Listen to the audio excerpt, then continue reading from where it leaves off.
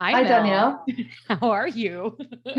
Yeah, not too bad, thank you. Good. Yeah, equally as we were talking earlier, managing these super strong energies as well as having a bit of downtime after a very, very, very busy period. And every electrical item I owned seemed to break, and and conflicts and all sorts of stuff. So yeah, it's nice to Right. have a bit of downtime. Woo woo. Yeah, it's nice whenever you have hit all of these major lesson points and it ends up like the break happens and it's like the dam lets loose and you're like, ah, I can breathe again. It's a whole thing. Yeah. So today we're going to continue our talks of the Major Arcana. Mhm. And this one is coming up on the Empress. And the Empress is also known as the Great Mother, right? Mm. So she's all about, if we went from the High Priestess, right? And we've walked into the Empress is talking about mastering the world within. So the high priestess kind of taught us that we have a whole living environment inside of ourselves. We have this entire world inside of ourselves that if we can just acknowledge and bring to the forefront, we're able to maybe start to create a new existence for ourselves. Then the Empress comes forward and says, let's master that. Let's take all of these things that once made you fearful to explore, to uncover. And now you see that it's not as bad as I thought. Now let's kind of master that existence within. Let's start to master ourselves. Let's start to master who we are. She's definitely the feminine force, right? Mm. So again, male, female, any of the in between of that doesn't matter. You have a masculine energy and you have a feminine energy. So this is just continuing in from our talks of the high priestess to that feminine energy that is all about creative, all about within ourselves. It's the fertility of it, the abundance that we can do it, the creation of it all. We're talking the motherhood and taking the feminine approach inside of this world where it's very masculine energy dominated, and maybe stopping and seeing how things flow without your input and how Mm. you can master that experience because it all starts from within.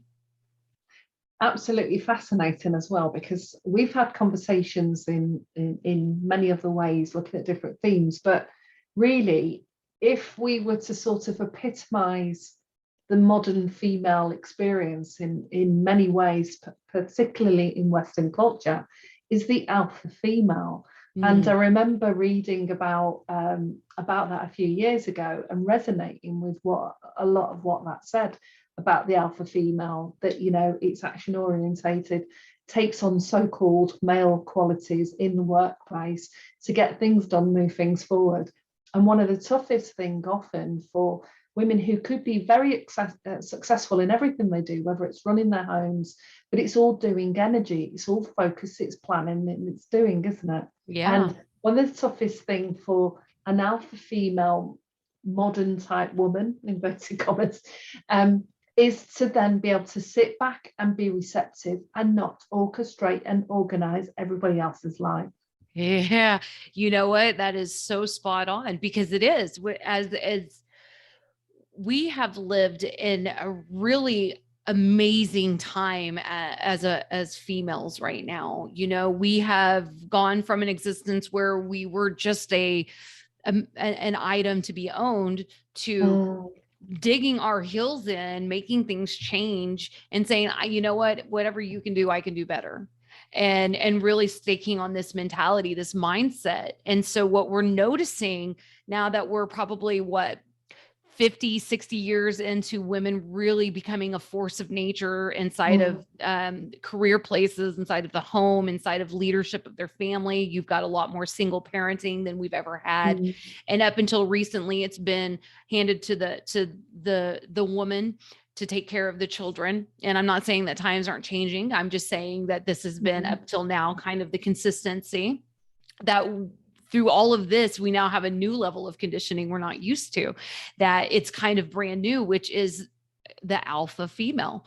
How do we take this alpha female? Because I love the alpha female, gets things done, runs that household. Everybody's at practice. That house is clean. There is dinner on the table, regardless of how fancy it is. Like this person knows what to do and how to do it.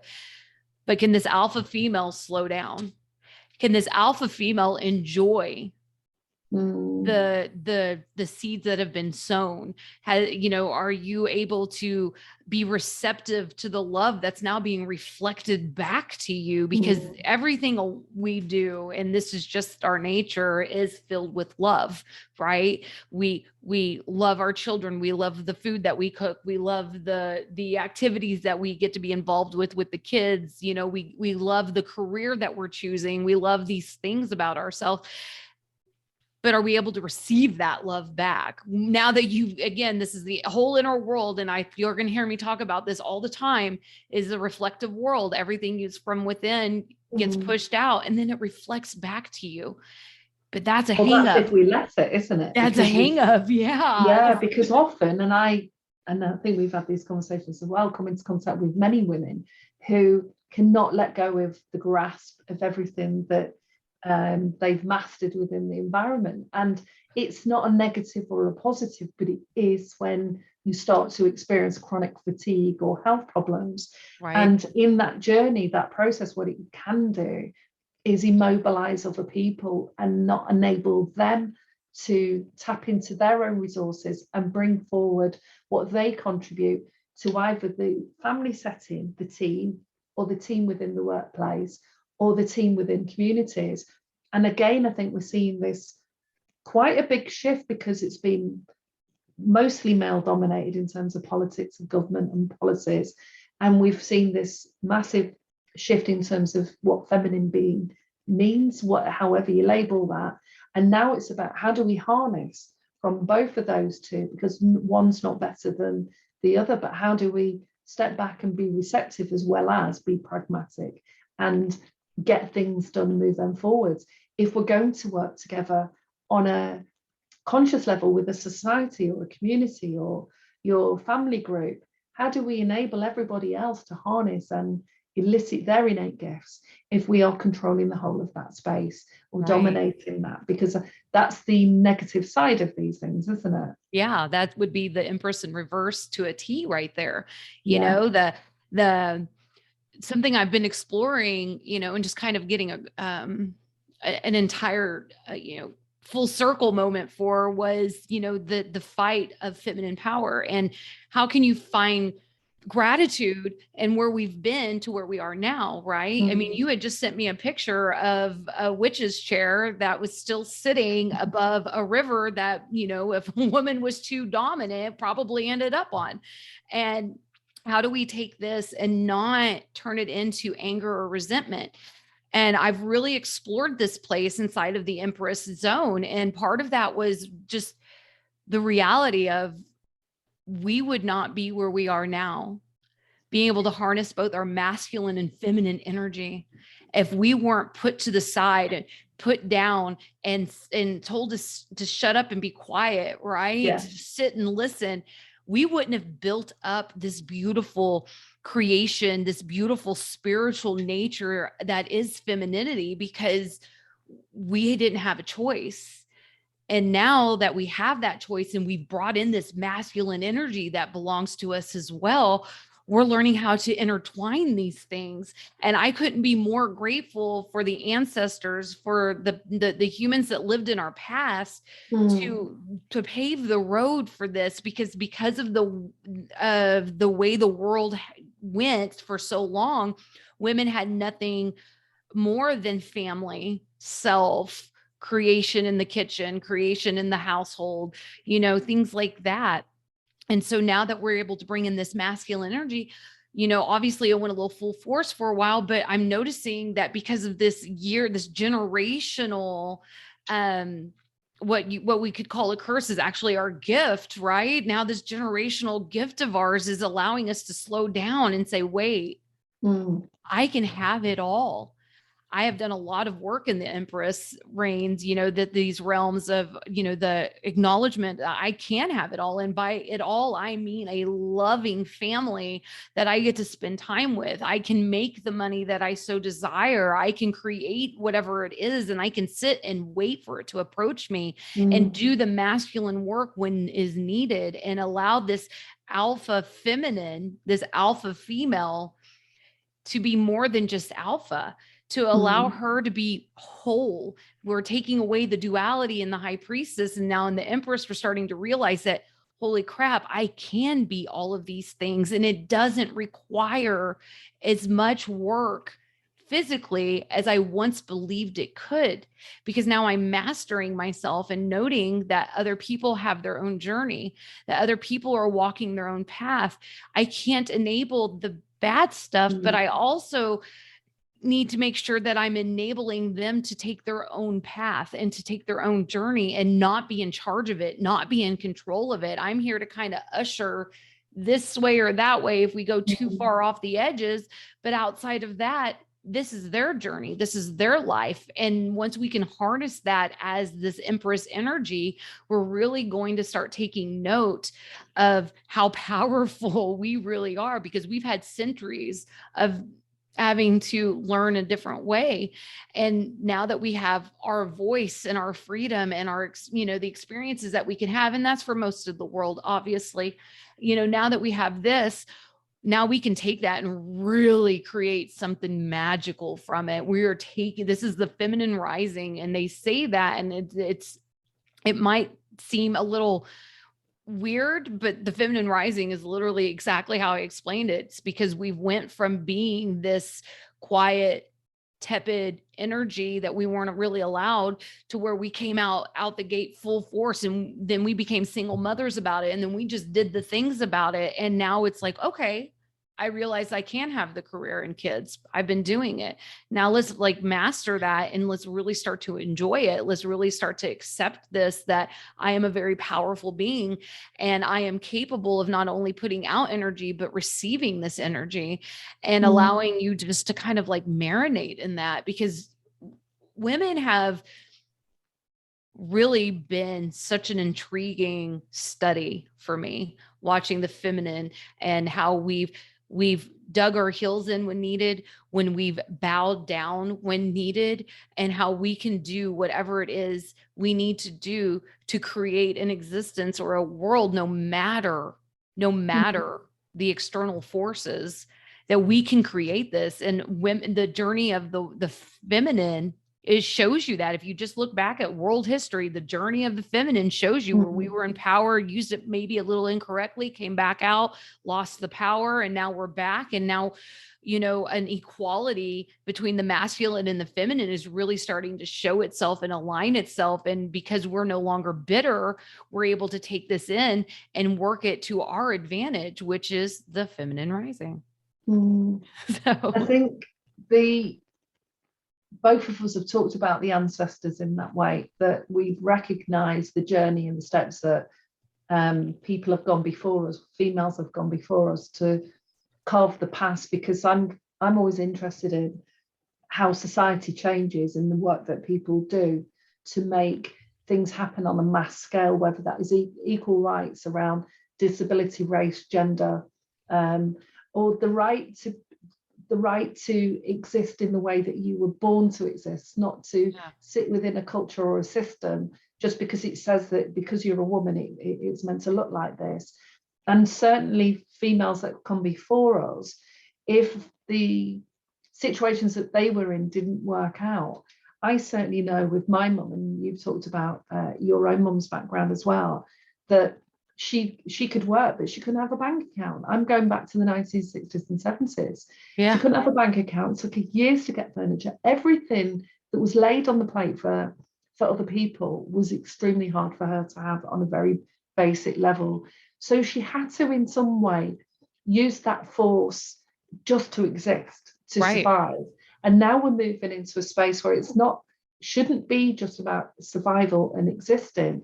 And neither should it be about you can only have this and everything else you can't manage because you haven't got the energy for that, or you've got to focus solely on bringing up your kids, and then particularly if you are or was or are a single parent, because the energy invested in working and having the kids. But it's also about not getting to that level of power that it totally overrides absolutely everybody else's force within your system. Right. And that's some of the mistakes that I've seen other women make that I've come into contact with. And equally, I've made my own mistakes. You know, it's about being able to know, as you said in the High Priestess, know who you are, what your innate gifts and talents are, and how you create in your world, how you manifest that and see that in your own life. But how you then are receptive and entertain the beings that are around you, whether that's your children, your partner, whatever the background is of whoever it is that's in your space, so that they equally feel empowered and respected. And this is going back to the High Priestess. When we have polarities, one person has the power, the other person is disempowered. We've had this hierarchical society and system for so long, and this way of categorizing people so that there's always somebody at the top of that chain and everybody else comes from that chain in some way, and the resources aren't shared out fairly, and the energy isn't shared out fairly, and there's this sense of keeping and owning, and I'll get to the top, and no matter what happens to everybody else. And it's an opportunity for us to learn that being oppressed and having no voice and living an existence isn't one that you would have bought into. Isn't healthy for anybody, let alone when you move in and you get your own power and you live your existence, but at the cost of letting go or pushing everything else away. You know, and now it's about the receptivity aspect to it, isn't it? Yeah, because you are on this journey. You know, we started the Fool and worked to the Magician and then the High Priestess. Now we're into the Empress. And so the Empress says to you, what is it that's in your control? And we've talked about this before. I control myself and my reaction to others. Do you know how much you now get to give up? Do you know how much you get to release out of your control? You know how much you don't have to manage. You don't have to manage any of that. Now look at all this free space I've entered into. This is wild. And it's just, it takes time, because we really truly feel that we're responsible for so many things. And you're responsible for very little at the end of the day. And the more you can detach from that responsibility, the easier it's going to be to watch the flow, to become the observer and watch the flow of the family unit, to watch the flow of the work unit, to watch the flow of the friend unit or the society that you belong to's unit, and allow it to do its thing. Because now you're recognizing yourself, you're recognizing, you know, what needs to be healed because you went into the dark spaces. Now you're bringing those forward. You're allowing them to heal. You're mastering yourself. Now you're beginning to acknowledge you're within and just be able to move forward in a new pattern. This is really where patterns start to make sense to you. Like, am I walking in this pattern or this cycle? What is it about this pattern or this cycle that I'm not liking the end result of? You really start to examine your aspect of it. You stop pointing the finger at the other person, because the High Priestess came in and checked you on that. And now you are starting to focus on yourself. What is it I'm bringing to the situation? You know, you had talked about everywhere you go being an argument. Was that in the High Priestess one? We were talking about everywhere you go. Well, now you're really starting to acknowledge that I have played a massive role in this, that if everywhere I'm going, there's an argument, well, I am a key component. So let's talk to myself and find out what it is that I am still bringing to the table that is causing this disarray or this disruption or this chaos. When the Empress comes to the forefront, it's time to start asking questions like, what is my mother wound? And by that, that's conditioning, that's upbringing, that's how you were raised. You know, nobody is a perfect parent. And we acknowledge this, especially when you become a parent, you really begin to acknowledge that I'm still learning and growing. And maybe I put my parents in a position that they didn't, you know, belong in. Maybe they weren't as mature or, you know, emotionally intelligent as I thought they should be.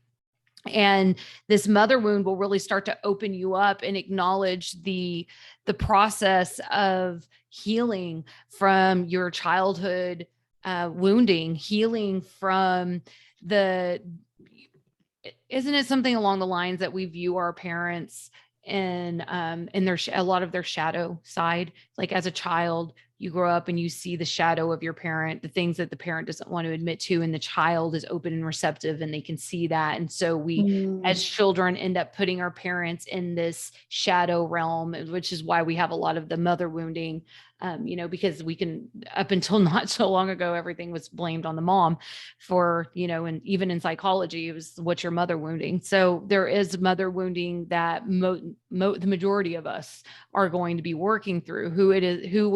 What is the story I've been telling myself about who my parent is? What is the story that I'm telling myself about the way I was raised?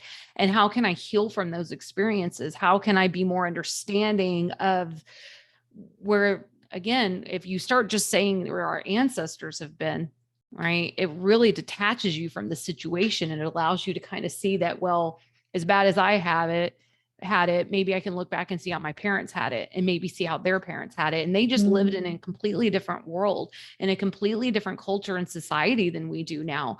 And we have to start realizing that, one of the things that really broke me through in my 20s was the realization that my mom was not raised the way I was raised. Therefore, she was trying her best to not give me the experiences that she had that were detrimental. Right. And although I did have very detrimental experiences, had a lot of healing I had to do, that moment of clarity of she probably went through a lot of things that I didn't have to go through because she protected me from that. Yeah. Yeah. And although she probably never healed from it, and a lot of that spilled out onto me, I still can respect that she was trying the best that she knew how, given the conditioning she had and the psychology we had available to us back when we were kids, right? And back when she was a kid was completely different as well. And so, just kind of opens up that understanding that we need to have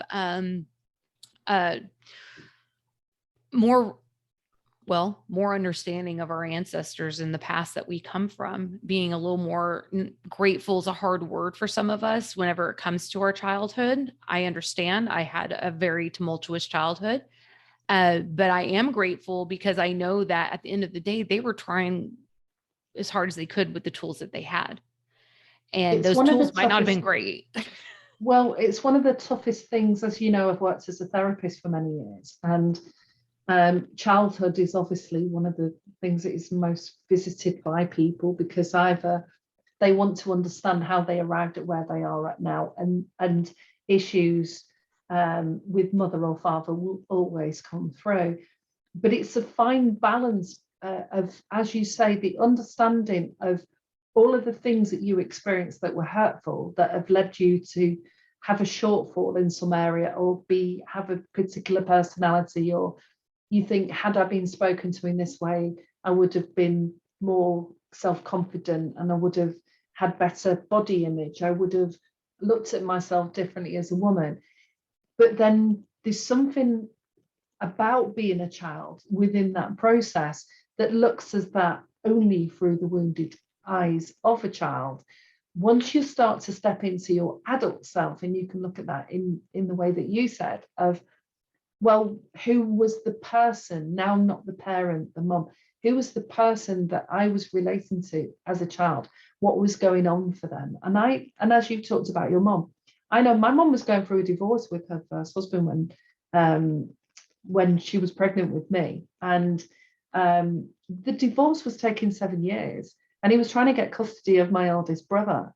And the stress that she was under, let alone, found it very difficult to get any money, because he couldn't, if your husband didn't pay you any child allowance, you had no money. If you couldn't pay your rent, you had nowhere to live, and you had children to look after.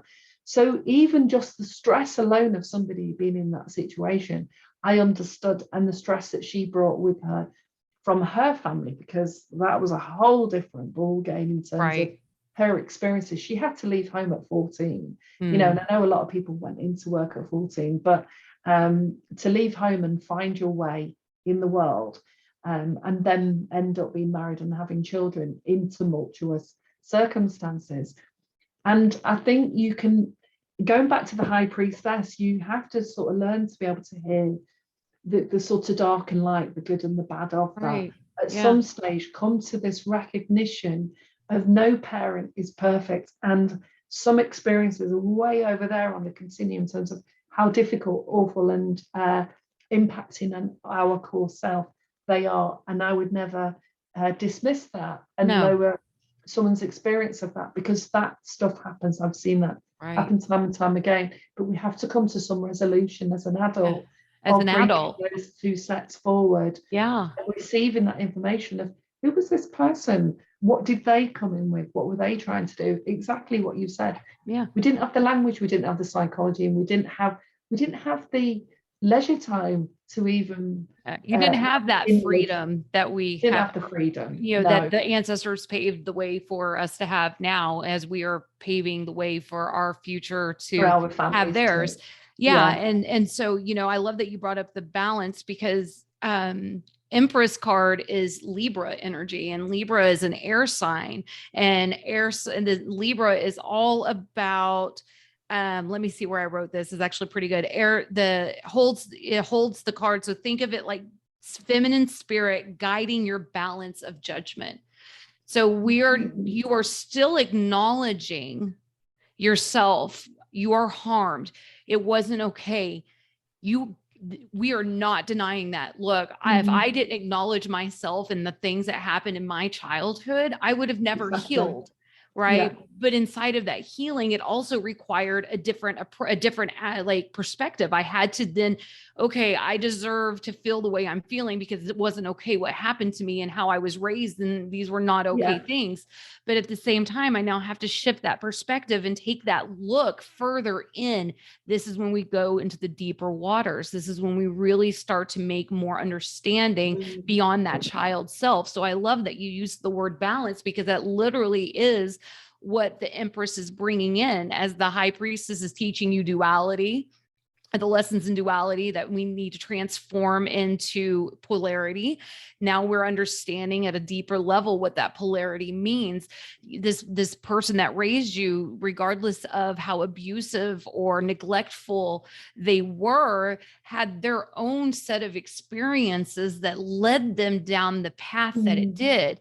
And one of the greatest epiphany moments that I had was, this wasn't being done to me. Although it was happening to me, it wasn't being done because of me. It was just this person and their experiences and their conditioning expressing themselves in the only way that they knew how. And that really took a sense of shame off my shoulders. It really took this sense of, how could I have been different or better, or why me? It took a lot of the victim mentality out of it and allowed me a space to enter in that was unlike any space I had been in, to heal, but to really heal, to say, I have a right to feel hurt by the things that happened to me. But at the same time, I now understand a little more why things were the way they were. And the Empress comes forward and really allows you that mastery tool that the High Priestess brought in. Yeah, and we're always evolving as human beings. And so, every parent is always, I believe, there may be a small percentage that are different, that are wanting to make a better life for the children when they've had them, and are still experiencing life as a human with all of the difficulties they've got to face. And we can bring also forward the attributes of what we got from our families and our situations, and that made us the person that we are now. And whether that is strength or curiosity or discernment, or the capacity to go out there and just make things happen. And because I certainly saw that. My mum was also an alpha female, not through choice, through circumstances. Yep.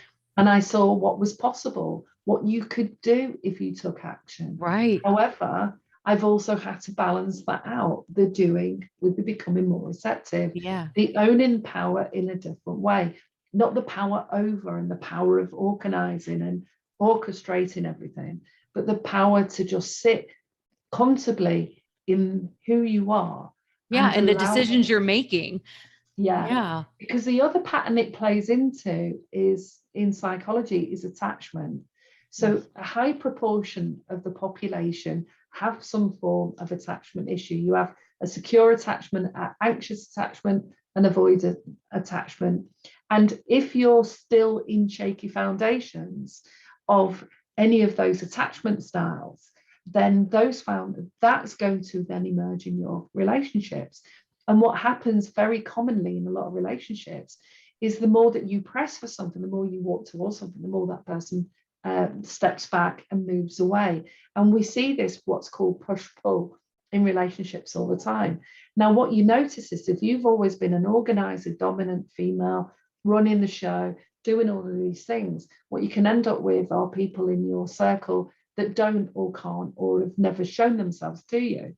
The moment you sit back and become more receptive and allowing people to come in their time, when they're ready, when they've had their breathing space, when they've done what they need to do for them without you having to orchestrate those behaviors, it's very interesting to see what starts to emerge. And that's what I'd be interested in finding out about anybody that's listening to this afterwards, when they sat back more and stopped trying to make things happen and orchestrating and controlling in that dominant way, but became more centered in their own force, then the world can start to look very differently.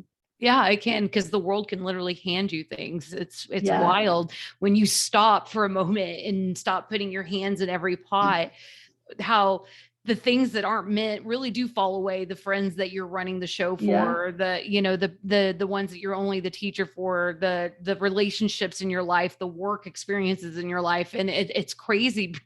It's again a reflective world. And so, everything that when you stop and sit back, you're going to start, as your value system, and we have a whole episode on value system, but as the cycle of change, I think is what it's called. And as your value system begins to change and evolve as you mature and grow within yourself, you'll notice that the things that don't belong in your existence fall away. And the first couple can be really difficult to deal with because attachment, as you said, we all have a form of attachment. We hold on to it, but you'll learn inside of that how to detach. My hands are out of the pot. I'm detaching from this need to be on the outside of the wheel. I'm going to go ahead and allow this experience to happen in front of me and observe it as I should, so I can learn more, not only about the people I'm surrounding myself in whatever environment, but also more about myself and who I am. And that's just a very important lesson, generally speaking. And the Empress card is here to help usher that in for us. Venus is the planet that rules over the Empress card. So Venus is all about love, right? So ask yourself a couple of questions. How is my self-love? How is my career love? As in, what is the love for what I'm doing that pays me money? How is my family love?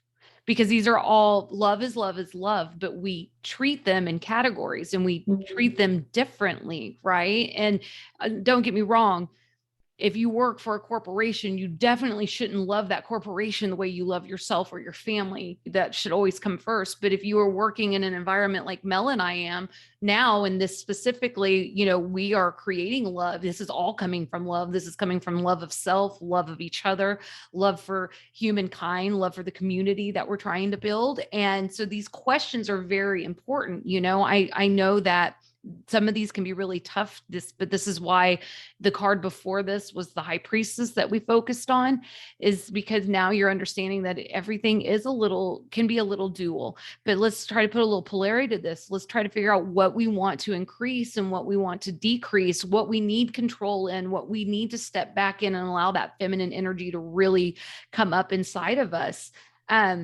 The feminine is allowing things to come to us. In what ways are we forcing our way into things? So we do this unconsciously all the time. We come in like the Kool-Aid man, busting through walls, thinking like, okay, I'm here. What's up? I have a dog that anytime you let him in the door, he like busts through the door and he's like, hi, I'm here. What can I do? Is it time? Can I get pets? It is kind of very much that energy that forces its way in, that makes you really sit and think, what are the experiences in my life that I'm forcing? Who are the people in my life that I'm forcing? What is it inside of me that needs to heal grow or mature so that I don't feel the need to force these experiences anymore. The Empress is really taking you into that feminine energy and allowing you to, because I feel like feminine energy is a very untapped energy for both male and female. Again, the alpha female comes to mind, it's a very untapped resource because we're not used to using it.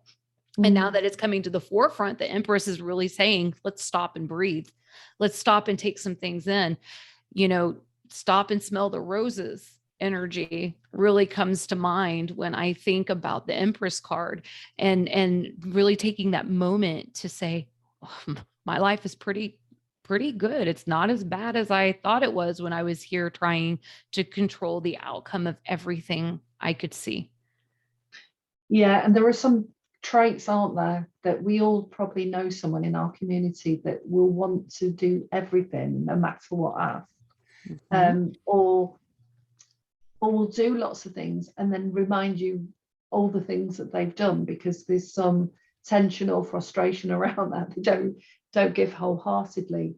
And sometimes there are people who are trying to assist us or give us some of their time. And I don't know, mother-in-laws keeps coming into my mind because I think it's often very difficult, isn't it, when you've had your own children and then the mother-in-law comes along and wants to do things, and we can have this battle of energies and will in a way of two females together. But really sometimes it means that we have to allow ourselves, if we've got the baby, to be receptive to that support and that help, because we'll run ourselves into the ground if we don't. Right. And that's just it. That's part of that receptiveness. Like, you don't get to control the type of love that comes your way. Just allow the love to come in. You don't get to, don't judge the love. Don't tell the love it needs to be this way or you're not going to accept it. Just allow it.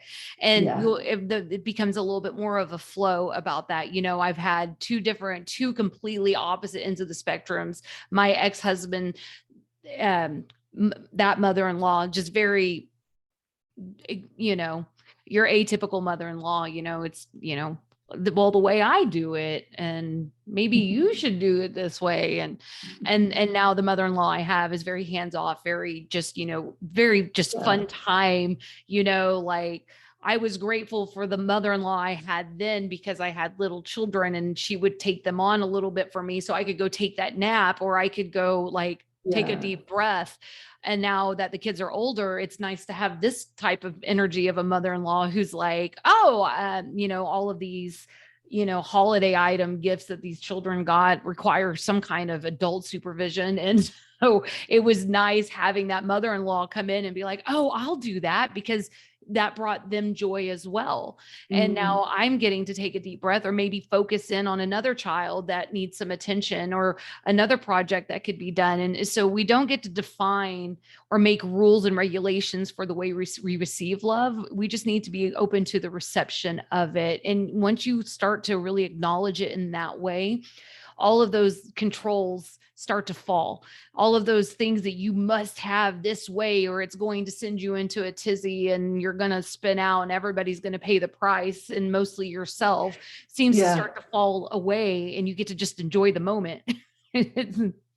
Yeah.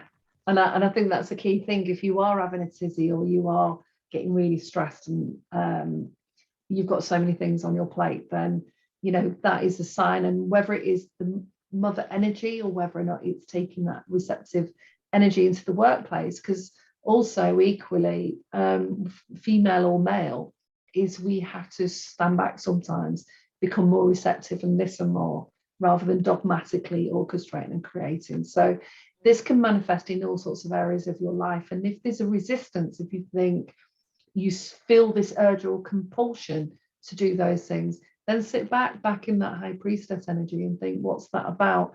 Is this because my identity is formed through this way of being, that if I'm not like this, I'm not going to be who I think I am. Right. And then that's a whole different layer of work. If it's, something that's making you ill, you have to do that. So illness and aches and pains is a sign that we're not taking care, we're not meeting our needs, we're not putting things in place. Yeah. And so it's an opportunity to do that before it gets to a stage where it's very difficult to turn back. or to even get out of bed or any of those things. Again, this Yeah. world is reflective. Your inner world reflects your outer world. That also means Yeah. your physical world. And so, I think that when we harness this Empress energy, we're really starting to ask ourselves, what is it that I can do to change my pattern, change my cycle, and allow myself to receive the love that I am consistently giving. Mhm. And if you just follow that little bit of a practice with the Empress, you're really going to, and with the Empress card, there's not really necessarily a card pull that comes to mind. If the Empress pops up in any of your card readings, pay attention to the suit it's adjoining with, right? So if you're pulling sword cards with it, then perhaps you are overthinking too many situations. Perhaps you are putting too many controls in it. If it is a cups that comes up with it, any of the cups suit, obviously read the card, but typically it's because you're outpouring too much and you're refusing to let things come back into you. So you're giving away, it's very, you think about the, you can't pour from empty cups ideology. It's kind of that kind of thing, So when you pull if you pull your Empress card by itself and you just lay it out there and you pull from the rest of your deck, let a couple cards fall, it's really going to open up what the Empress is trying to tell you. The Empress is a direct message, where the high priestess and the magician and things like that are more like exploring who you are and what you're representing at that point. And then when the Empress and the Emperor, which will be the next one we do, when the Empress comes to call, just pull that card, let a couple cards fall, as many as it feels you're intuitively guided to pull, because the high priestess taught you to follow your intuition. Let those fall, and then just start reading up on it and think of it at a deeper level. We don't have to read surface level readings. These tarot cards are really designed to get into the psychology of yourself, to understanding the subconscious of yourself and letting those things come up and shine or transmute in whatever way is needed. So outside of that, I don't have a whole lot more on the Empress card. Well, I think we've given the Empress card the acknowledgement and awareness that we need to. So thank you again for taking us down the next step of the Major Arcana, Danielle. Thank you, Mel. And I look forward to us doing this again. Absolutely.